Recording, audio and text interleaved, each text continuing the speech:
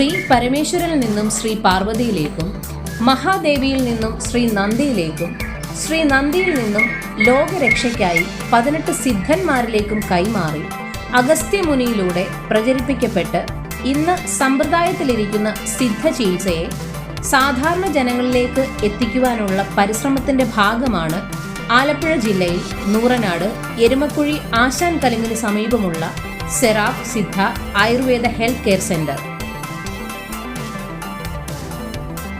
സിദ്ധ ചികിത്സയെപ്പറ്റി ഇന്ന് നമ്മളോട് സംസാരിക്കുന്നത് സെറാഫ് ഹോസ്പിറ്റലിലെ ഡോക്ടർ അരുണിമയാണ്. നമസ്കാരം. നമസ്കാരം. ആധുനിക വൈദ്യശാസ്ത്രം പോലെ തന്നെ ഇപ്പോൾ പ്രചാരത്തിലുള്ള ഒരു വൈദ്യശാസ്ത്ര മേഖലയാണല്ലോ സിദ്ധ ആയുർവേദം. അതിന്റെ ചികിത്സാ രീതികളെ പറ്റിയൊക്കെ ഒന്ന് വിശദീകരിക്കാമോ? പറയാലോ. നമുക്ക് ഇപ്പോഴത്തെ ഒരു കാലത്തില് സിദ്ധയും ആയുർവേദവും ഹോമിയോപ്പതിയും നാച്ചുറോപ്പതിയും യോഗയൊക്കെ വളരെ പ്രധാനപ്പെട്ട ചികിത്സാ രീതികളാണ്. നമ്മളിവിടെ സിദ്ധയും ആയുർവേദവും കൂടി ഉള്ള ട്രീറ്റ്മെന്റ്സ് ആണ് നമ്മൾ കൊടുക്കുന്നത് പേഷ്യൻസിന്. അപ്പൊ അതിൻ്റെ അകത്ത് നമ്മൾ യോഗയും എല്ലാം കൂടി കൊടുക്കുന്നുണ്ട്. അപ്പൊ ഇങ്ങനെ വരുമ്പോഴേക്കും ഒരു പേഷ്യന്റ് ഇപ്പോൾ ഒരു ഡിസീസ് ആയിട്ട് വരുവാണെങ്കിൽ അവർക്ക് നമുക്ക് എല്ലാ രീതിയിലുള്ള ഒരു ക്യൂർ, അതായത് മാനസികമായിട്ടാണെങ്കിലും ശാരീരികമായിട്ടാണെങ്കിലും ഭക്ഷണത്തിലൂടെയുള്ള വ്യത്യാസങ്ങളാണെങ്കിലും ഇങ്ങനെ എല്ലാ രീതിയിലുള്ളൊരു ക്രമപ്പെടുത്തലുകൾ അവർക്ക് കൊടുക്കാൻ പറ്റും. ഇപ്പം നമ്മൾക്ക് ഒരു എമർജൻസി എന്ന് പറയുമ്പോൾ നമ്മൾ ഓഫ് കോഴ്സ് അലോപ്പതി തന്നെ ചൂസ് ചെയ്യണം. പക്ഷെ നമുക്കൊരു ലൈഫ് ലോങ് മെഡിസിൻ കഴിക്കുന്ന ഒരു ട്രീറ്റ്മെന്റ് ആണ് അവർക്ക് വേണ്ടത്. അങ്ങനെയൊക്കെ ആണെങ്കിൽ നമുക്ക് നമ്മുടെ രീതികൾ നമുക്ക് ചൂസ് ചെയ്യാൻ പറ്റും. അപ്പൊ നമുക്ക് എല്ലാം കൂടി ആകുമ്പോഴേക്കും നമുക്കത് നല്ല രീതിയിൽ കൊണ്ടുപോകാൻ പറ്റും, സൈഡ് എഫക്റ്റ് ഇല്ല, അങ്ങനെയൊക്കെ. ഓക്കെ, ഡോക്ടർ പറഞ്ഞു വന്നത് ഒരു ചെറിയൊരു പ്രവണത ഞാൻ കണ്ടുവരുന്നത്, നമ്മൾ രോഗിയെ ചികിത്സിക്കുന്നതിനേക്കാൾ ഇപ്പോൾ രോഗത്തെ ചികിത്സിക്കുന്ന ഒരു സാഹചര്യം ചിലപ്പോഴൊക്കെ കണ്ടുവരാറുണ്ട്. അപ്പോൾ ഇവിടെ ഒരു ഇന്റഗ്രൽ ആയിട്ട് ഒരു ഹോൾ ട്രീറ്റ്മെന്റ് ആണ് ഒരു രോഗി വന്നാൽ നൽകുന്നതെന്നാണ്.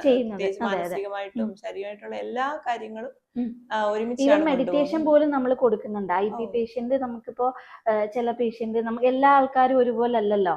ഇപ്പോ ഈവൻ ചെറിയൊരു അസുഖമാണെങ്കിൽ പോലും അവർക്ക് ഡിപ്രഷൻ ഉള്ള ആൾക്കാരുണ്ട്, എനിക്കത് വന്നല്ലോ എന്ന് ഓർത്തിട്ട്. അപ്പൊ അങ്ങനെയുള്ള ആൾക്കാർക്ക് നമ്മൾ മെഡിറ്റേഷൻ ഉൾപ്പെടെ കൊടുക്കുന്നുണ്ട് ഈവനിങ് ടൈമില്.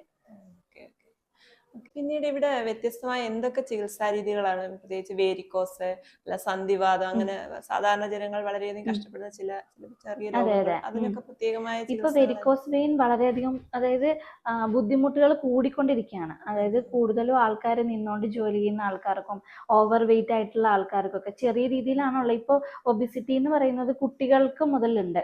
അപ്പൊ അവർക്ക് മുതൽ വെരിക്കോസ് വെയിൻ ഇപ്പൊ നമ്മൾ കൺസൾട്ടേഷനിൽ കാണുന്ന വെച്ചാൽ കൂടി വരുവാണ് വെരിക്കോസ് വെയിൻ. അപ്പോൾ ചെറിയ രീതിയിലുള്ളതാണെങ്കിൽ നമ്മൾ മെഡിസിൻ വെച്ചിട്ട് നമ്മൾ മാറും. അല്ലാതെ ഉള്ളതാണെങ്കിൽ ബൾക്കി വെയിൻസ് ആയിട്ടുള്ള കണ്ടീഷനൊക്കെ ആണെങ്കിൽ നമ്മൾ ബ്ലഡ് എടുത്ത് കളയുക ചെയ്യണേ. അപ്പോൾ അശുദ്ധ രക്തം നമ്മൾ പുറത്തോട്ട് എടുത്ത് കളയും. അത് അട്ടവിടൽ വഴിയും ചെയ്യാം, അല്ലെങ്കിൽ നമ്മൾ രക്തമോക്ഷം എന്ന് പറഞ്ഞിട്ട് ഉള്ള ട്രീറ്റ്മെന്റിലും നമ്മൾ ചെയ്യുന്നുണ്ട്.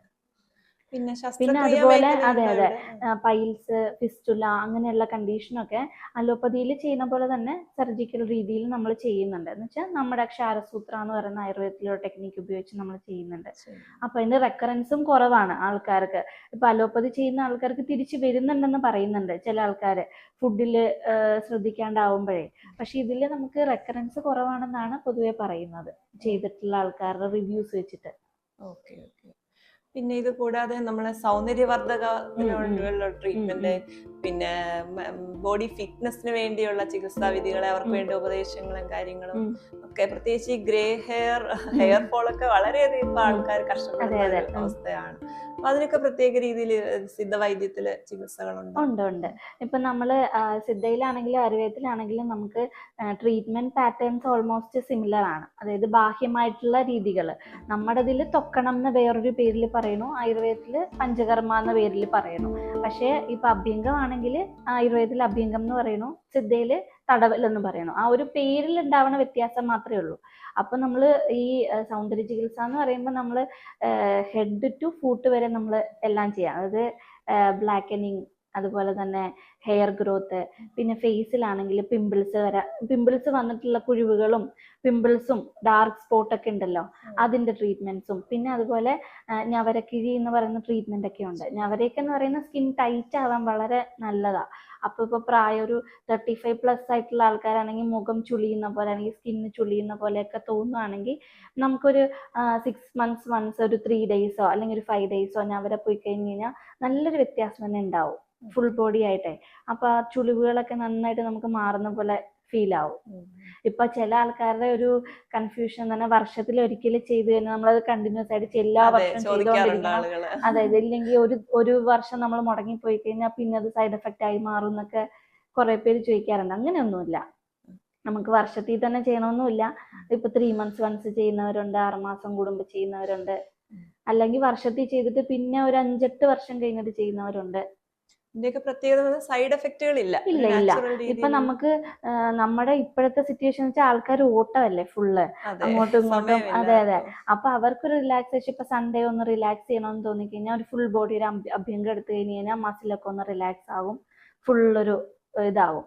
ശിരോധാര എടുത്തു കഴിഞ്ഞാൽ നല്ല റിലാക്സ് ആകും. ഉറക്കക്കുറവുള്ള ആൾക്കാർക്ക്, ഇപ്പോ ഭൂരിഭാഗം ആൾക്കാർക്കും ടെൻഷൻ കൊണ്ട് ഉറക്കമില്ല, അതായത് അതെ അങ്ങനെയൊക്കെയാണ് പറയുന്നത്. അപ്പൊ അങ്ങനെയുള്ള ആൾക്കാർക്കൊക്കെ നല്ലതാ ഇടയ്ക്ക് ചെയ്യുന്നത് ട്രീറ്റ്മെന്റ്. എല്ലാം ഇവിടെ സെറാഫില് അവൈലബിൾ ആണ്. എല്ലാ വിധമായ ആയുർവേദ സിദ്ധ വൈദ്യത്തിന്റെ എല്ലാ ചികിത്സാ രീതികളും ഇവിടെ സെറാഫിൽ അവൈലബിൾ ആണ് അല്ലേ? അതെ. ഓക്കെ ഡോക്ടർ, ഇത്രയും നേരം ഞങ്ങളോട് സംസാരിച്ചതിന് വളരെ നന്ദി. ഇത്രയും ഇൻഫർമേഷൻ പങ്കുവച്ചതിന് വളരെ നന്ദി. Thank you.